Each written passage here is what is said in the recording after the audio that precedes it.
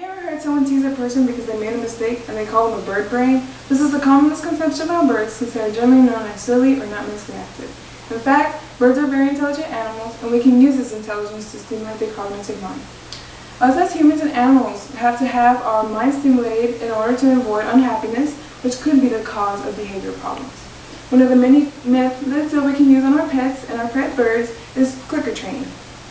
Now, according to EveryTrain.com in 2005, clicker training is a training technique usually used by animal trainers that shapes the behavior of the animal that is used on. Animal trainers use positive reinforcement to reward this behavior.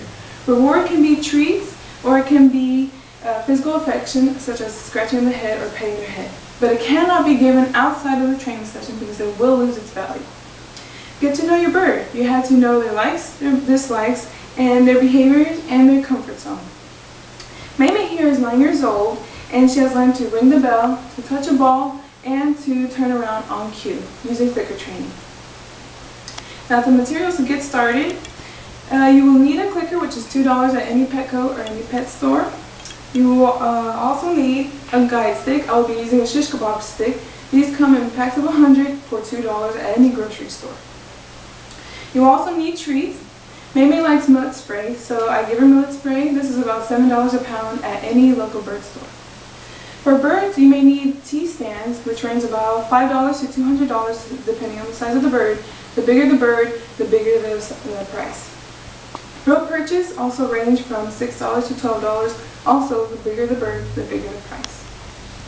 Now, to get started, we will need, the first step is clicker conditioning, where you use the clicker and just click and reward to get them used to the idea that the click means that they will receive a reward. So click and reward, and then let them finish eating the food. Now, this took Maymay about 2 10-minute sessions for her to learn. If your animal is afraid of the clicker, according to birdtricks.com's blogger Jamie Lee, just cover it up with the cloth to muffle the sound, and then just click and then reward.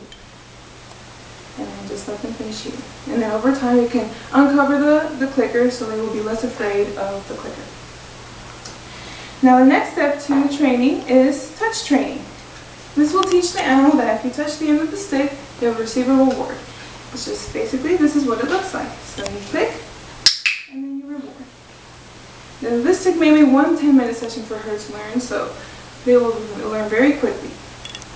Now, the next step to clicker training is target training, where you use the guide stick to guide them where you want them to go. So I'll guide her over here, target. You can also use verbal cues or physical cues and for each click. For Maymay, I use the word target for her to touch the end of the stick. So I would say target, and she would touch the end of the stick, click, then reward. Her trick, ring the bell, has also a unique cue. Unique cues, ring the bell. So I will have her ring the bell right now. Ring the bell. Ring the bell.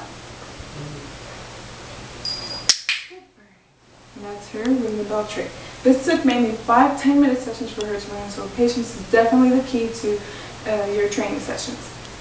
Try to keep the training sessions a maximum of 20 minutes just to not overwhelm the bird of the new environment.